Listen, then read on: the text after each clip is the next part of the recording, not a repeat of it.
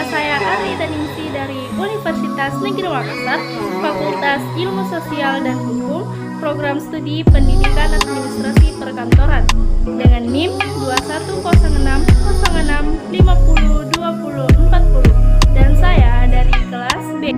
Baik, kali ini saya akan membahas dua materi, yaitu yang pertama Pancasila sebagai dasar negara, yang kedua bagaimana pendapat Anda tentang implementasi atau penerapan Pancasila sebagai dasar negara dalam kehidupan bermasyarakat, berbangsa, dan bernegara. Ideologi Pancasila adalah kumpulan nilai-nilai, norma-norma, dan cita-cita yang merupakan acuan dalam mencapai tujuan bangsa Indonesia. Makna Pancasila sebagai dasar negara adalah bahwa Pancasila digunakan sebagai dasar atau fundamen untuk mengatur pemerintah negara, ataupun sebagai dasar untuk mengatur seluruh penyelenggaraan negara. Baik, selanjutnya materi yang kedua yaitu penerapan Pancasila sebagai dasar negara dalam kehidupan bermasyarakat, berbangsa, dan bernegara. Pancasila pertama kali disebut dalam sidang pertama BPUPKI yang berlangsung pada tanggal 29 Mei hingga 1 Juni. Insinyur Soekarno memperkenalkan 5 sila yang terdiri dari kebangsaan Indonesia, internasionalisme, dan perikemanusiaan, mufakat atau demokrasi, kesejahteraan sosial, dan ketuhanan yang Maha Esa. Maka lahirlah Pancasila. Sila pertama, ketuhanan yang Maha Esa. Dalam kehidupan sekarang, setiap masyarakat Indonesia dijamin kebebasan dalam menjalani kepercayaannya masing-masing. Masyarakat kini dapat menjalani kepercayaannya dengan tenang, tanpa gangguan intoleransi. Sila kedua, kemanusiaan yang adil dan beradab. Di sila ini, semua warga negara Indonesia memiliki hak yang setara dalam pemenuhan kesejahteraan. Selain itu, juga kesetaraan dalam kehidupan yang layak, hak politik, hukum, dan semua hal yang telah diatur di undang-undang tanpa melihat suku dan ras warga negara Indonesia tersebut. Sila ketiga, Persatuan Indonesia.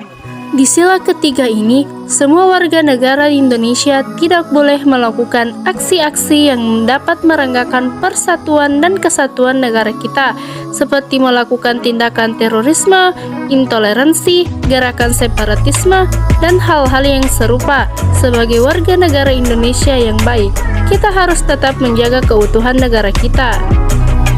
Sila keempat, kerakyatan yang dipimpin oleh hikmah, kebijaksanaan dalam permusyawaratan perwakilan. Dapat dilihat bahwa banyak sekali kasus ataupun masalah yang terjadi di negara kita yang menunjukkan penurunan sila keempat ini. Contohnya, banyaknya kasus sengketa pilkada yang harus berakhir di Mahkamah Konstitusi.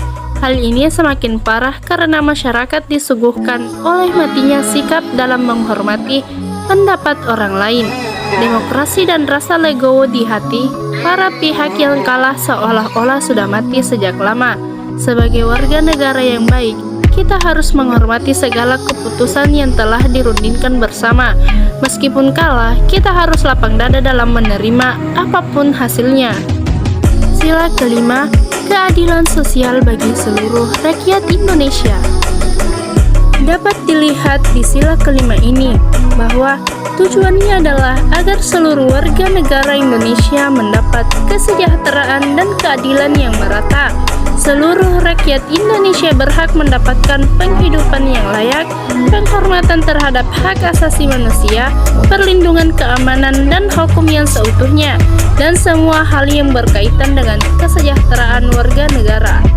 Meskipun banyak orang maupun pihak yang ingin memecah belah negara kita dengan mengganggu nilai-nilai Pancasila, kita tidak boleh goyah. Kita harus berpegang teguh pada Pancasila yang menyatukan Indonesia yang sangat luas ini. Nilai-nilai Pancasila merupakan hasil kerja keras para leluhur kita yang ingin Indonesia dapat hidup dengan damai dan tentram. Kita sebagai anak muda harus bisa selalu menjaga keutuhan nilai-nilai Pancasila agar tidak pudar karena budaya-budaya luar yang masuk ke Indonesia. Apalagi sekarang, ancaman bisa datang dari mana saja.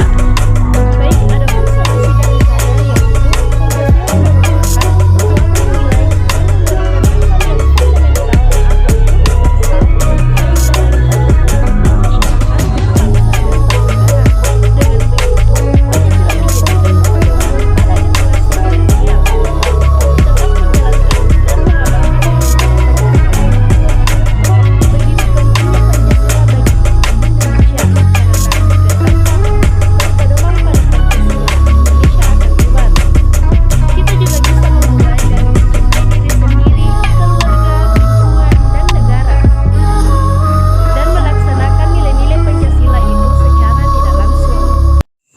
Sekian dan terima kasih. Wabillahi taufiq wal hidayat. Wassalamualaikum warahmatullahi wabarakatuh.